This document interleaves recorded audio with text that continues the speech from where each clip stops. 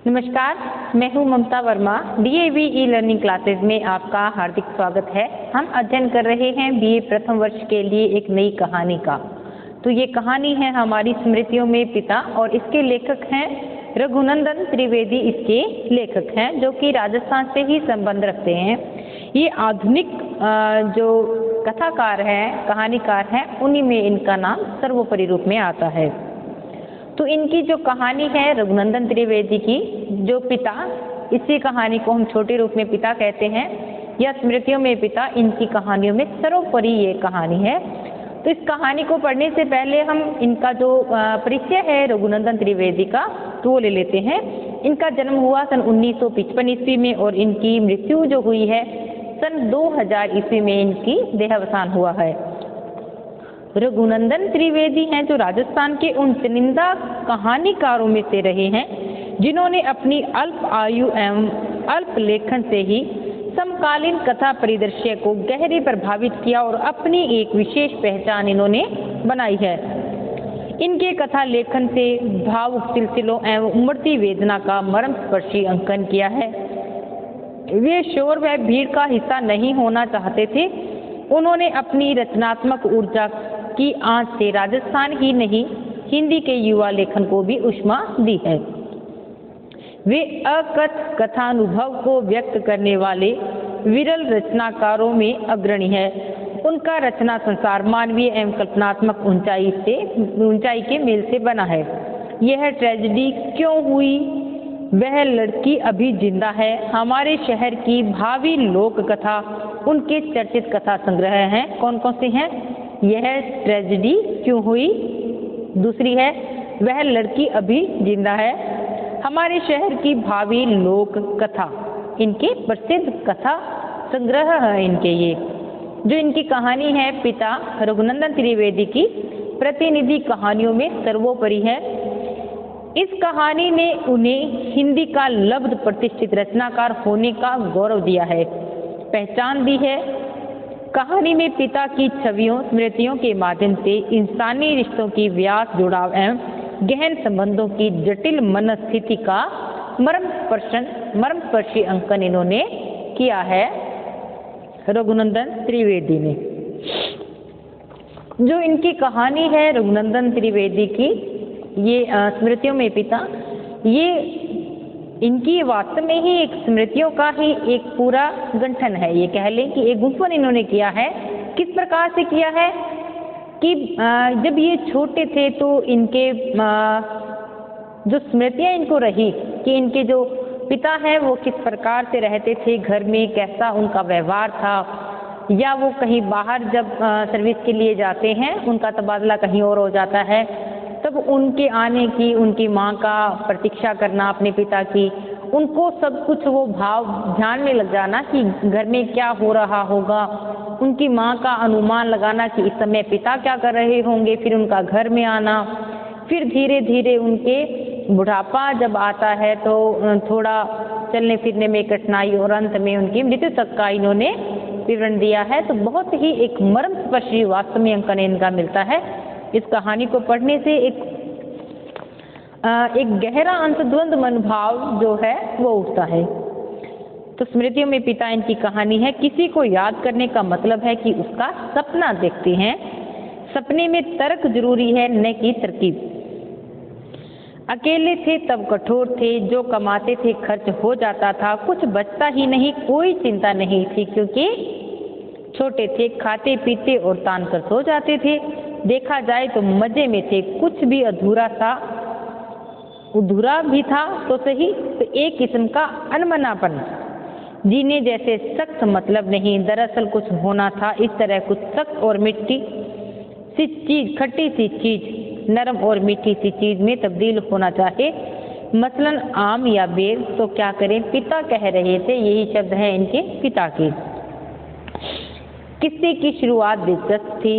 इनके पिता कह रहे थे, मैं, भाई और बहन उत्सुक मन से सुन रहे थे और माँ सिर्फ मुस्कुरा रही थी। इनके घर में कौन कौन है?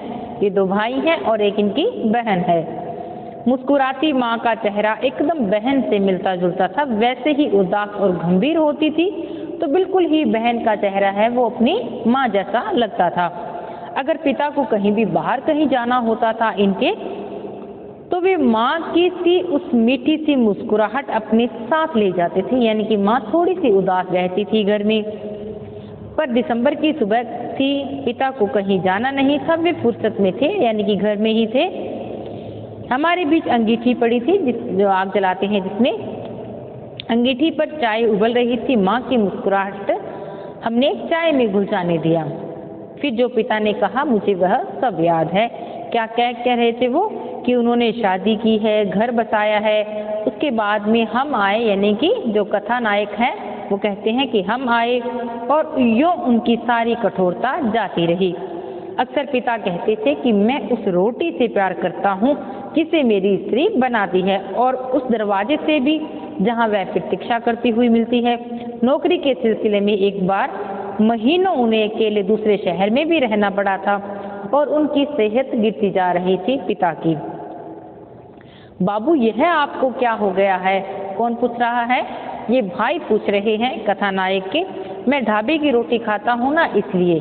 पिता का जवाब था कि मैं सेहत इसलिए खराब हो रही है कि मैं ढाबे की रोटी खाने लगा हूँ।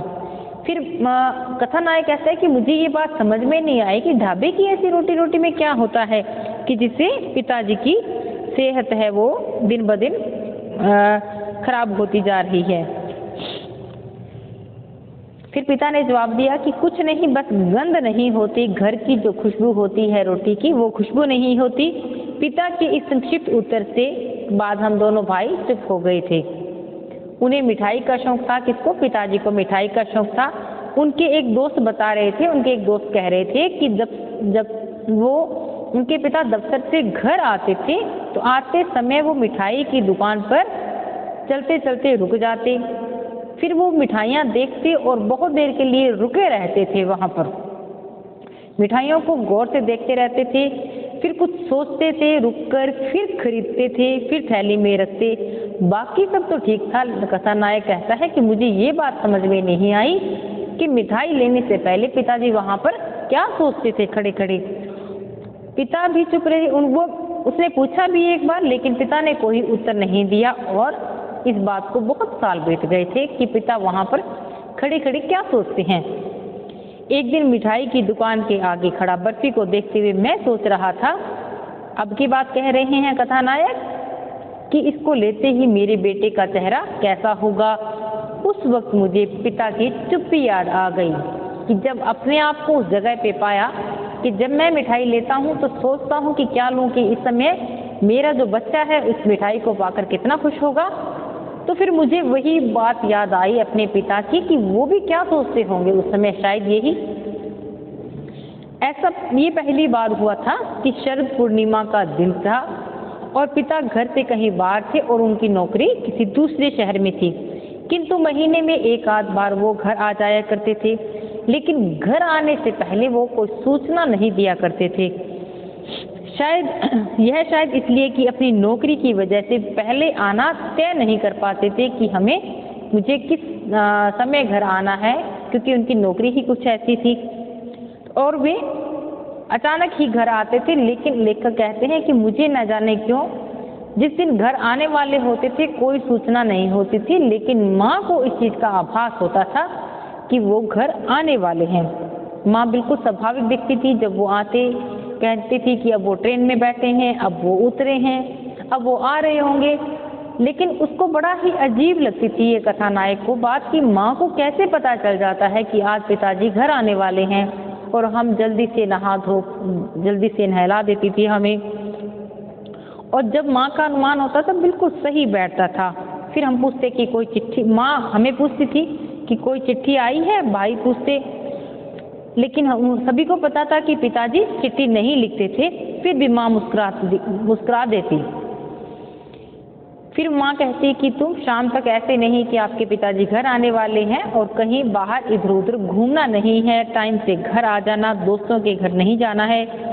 बिना चिट्ठी के माँ को कैसे उनके आने की खबर मिल जाती है, मुझे यह ताज्जुब होता था।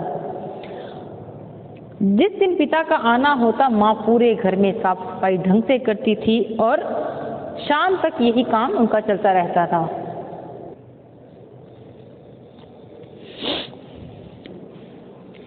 ऐसे ही दिन में शाम होते होते माँ और बहन के बीच में एक उनके पिता की प्रतीक्षा का एक खेल सा चल पड़ता था कि माँ काम करते करते घर का काम से फारिग होकर दोनों आंगन में बैठी और पिता की नौकरी और उनकी आदतों के बारे में बातें करती थी जब वो पिता की प्रतीक्षा किया करती थी।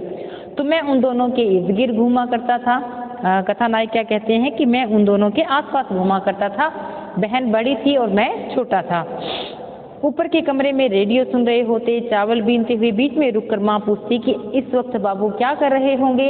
अपने पिता के बारे में बार बार पूछती थी बहन कि अब इस समय पिताजी क्या कर रहे होंगे। माँ घड़ी की तरफ देखती और बता देती कि सोचती अब वो दफ्तर से रवाना हुए होंगे। फिर वो घड़ी देखती, कहती रुको ठहरो, भी बताती हूँ घड़ी देख के कि अब वो स्टेशन पर जा रहे होंगे। अब वो स्टेशन से प्लेटफार्म पर उतरते ही उतरे होंगे। इस प्रकार से बातें दोनों कामों में लगी रहती और एक दूसरे से बातें किया करती थी माँ और मेरी बहन। थोड़ी देर बाद बहन फिर पूछती कि माँ बाबू अब क्या कर रहे होंगे। तो माँ जवाब देती अब वे ट्रेन में बैठे हैं और घर के बारे में सोच रहे होंगे। इसी तरह 10-11 बजे तक दोनों ही मेरी माँ और बहन थी जो वो प्रतीक्षा करती रहती मेरे पिताजी की। कभी कभी मैं भी उनके साथ बैठ जाया करता था प्रतीक्षा के लिए और शामिल हो करता था। हालांकि कई बार चाहता था कि किसी दिन माँ का अनुमान गलत हो जाए कि माँ प्रतीक्षा कर रही थी और पिता उस दिन नहीं आए घर में, यानी कि उनको अगले दिन आए या एक दिन पहले आ जाएं। लेकिन ऐसा कभी भी नहीं हुआ कि माँ प्रतीक्षा कर रही है और पिताजी घर न आए हों। न जाने उन्हें कैसे पता चलता था। इस बात का एक रहस्य कथानायक के मन में बना रहा। 11 बजे के आसपास का वक्त होता। इस समय वह इस खेल का सबसे रोमांचक समय होता था। कैसे कि इन क्षणों में माँ की आंखों में दूरबीन लग जाती। थोड़ी थोड़ी देर बाद वह बातें बताने लग जाती कि जो स्टेशन और घर के बीच में है अब रास्ते में हो रही होती। उनको बताने का अंदाज भी कुछ अजीब सा उनका होता था। ऐसा लगता कि उनको सामने एक दीवार पर एक पिक्चर चल रही है, फिल्म चल रही है, जो माँ को दिखाई दे रहा है कि पिता इस समय क्या कर रहे हैं, क्या कर रहे हैं। फिर मूक श्रोता बनकर हम बैठे रहते और माँ एक कमेंट्री सी करती रहती कि अब पिताजी रिक्शे वाले को बुला रहे हैं। फिर रिक्शे चावड़ी बाजार की तरफ बढ़ रहा है। अरे मिठाई लानी है, क्या ज़रूरी है। मिठाई का पैकेट थैली में रखकर वे रिक्शा में बैठ गए हैं। 11 में 10 मिनट बाकी हैं। वे अभी रिक्शा से उतर रहे होंगे, अब घाटी पर चढ़ रहे होंगे। फिर 5 मिनट और लगेंगे और वे अब देखो गली में मुड़ गए हैं। अब घर की सीढ़ियों पे चढ़ रहे हैं और ऐन दरवाजे के पास हैं। माँ के चुप होते ही एक पल के लिए सब कुछ जैसे ठहर सा जाता। उस ठहरे हुए समय में मन की यह हिंसक सी उम्मीद बनी रहती कि माँ का अनुमान गलत हो जाए, गलत हो गया है क्योंकि अभी कोई नहीं आया। लेकिन जो ही यह ठहरा हुआ समय बीतता, घर का दरवाजा खुलने की आवाज़ सुनाई देती थी। बहन के पीछे मैं भी भागता और दरवाजे तक पहुंचता। सचमुच पिताजी एक कोने में चप्पल खोल रहे होते थे। लेकिन वाक्य शरद पूर्णिमा का था। जिस दिन शरद पूर्णिमा थी उस दिन पिता घर नहीं आए। माँ ने सुबह ही कह दिया था कि इस बार शायद ही वे आ पाएं, पर मैं इस बात को नहीं मान सकता था कि भाई की जन्मदिन था और पिता नहीं आए। ये बात मैं स्वीकार नहीं कर सकता था। हम तीनों में से किसी का भी जन्मदिन होता था बहन भाइयों में से, तो वो घर जरूर आते थे। यह एक अलिखित मगर पक्का एक नियम था घर का कि पिताजी घर उस समय आते थे। माँ ने उस दिन खीर बनाई थी। हम देर रात तक छत पर बैठे गपशप करते रहे। माँ मेरी बहन ने भी सोचा कि इस बार माँ से चूक हो गई, इसलिए माँ को अलग रखते हुए हमने प्रतीक्षा का खेल करना शुरू कर दिया था।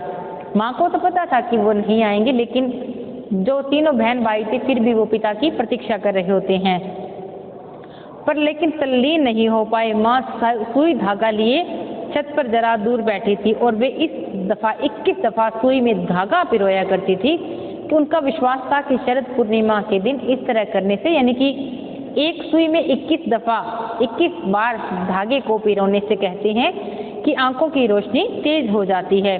और माँ की देखा देखी जैसा माँ करती थी वैसा ही मेरी बहन भी किया करती थी, सुई में धागा पिरोने की वाली रस्म। फिर इस बार पिता नहीं थे, भाई अनमने। मुझे दुख था कि दुनिया में सिर्फ एक ही चांद है। इससे पहले मैं और भाई और बहन चांद को आइसक्रीम की पिघलती हुई डली कहकर हंसे थे।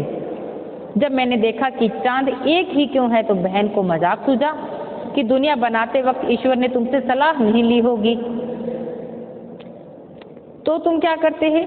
जितने तारे हैं क्या उतने चंद्रमा होते? तो बनाने की सलाह देता। भाई भी मजाक में शामिल थे। जरूर मैं यही कहता ईश्वर से, और मैंने कहा था इससे अच्छा कि तुम आसमान में आईने रख देने की सलाह देते, सिर्फ एक ही चांद के कई प्रतिबिंब हो जाते। माँ हमारी बातचीत सुन रही थी और हमारी सनक का मजाक भी उड़ाने लगी थी। लेकिन उस दिन पिताजी घर नहीं आए थे, बल्कि तीसरे दिन जाकर उन्हें छुट्टी मिली थी।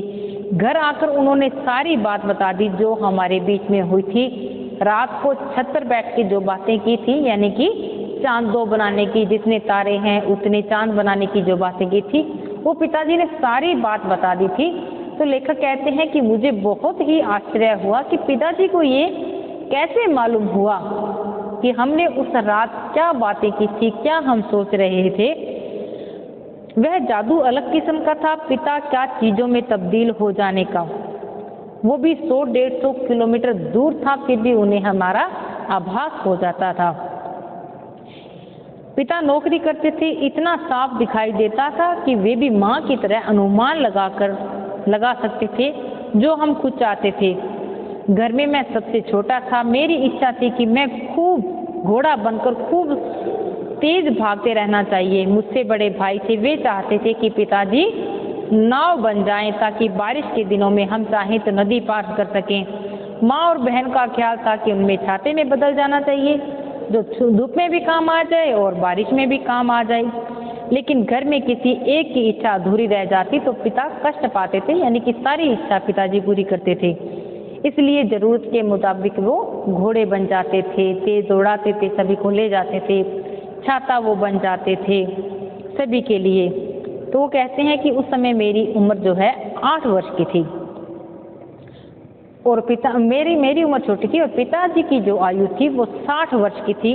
अब वे सचमुच एक थके हुए घोड़े की तरह हाँफ रहे थे और लालटेन और कुतुबनुमा कोई चीज जैसे हो जाना चाहते हैं। लेकिन हम चाहते थे कि बच्चों के पसंद के हिसाब से वे हारमोनियम बन जाएं और कमरे में बैठ जाएं, एकदम नई चीज। या शुरू में हारमोनियम घर के लिए कुतूहलवश बच्चे उन्हें घेर कर बैठ जाते, तब होता कि वो बजाते, पर जल्दी ही उनके सुर बिगड़ गए।